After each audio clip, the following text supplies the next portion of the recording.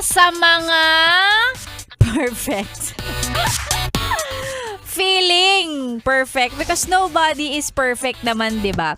Ito lang yung mga feeling perfect na kung makapansin, makalait, makapuna sa pagkakamali ng iba, akala mo hindi sila nagkakamali.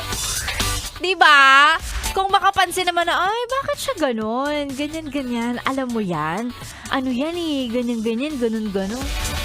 Alam mo yung trabaho niyan? Ay, naku, grabe. Bakit siya ganon?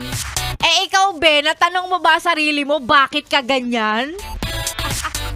Diba? Bago natin tanungin kung bakit ganon, bakit ganyan, ba't ganto ang ibang tao, tanungin mo rin dapat ang sarili mo. Ba't ako ganto? Diba? Oh, bago punahin ang pagkakamali ng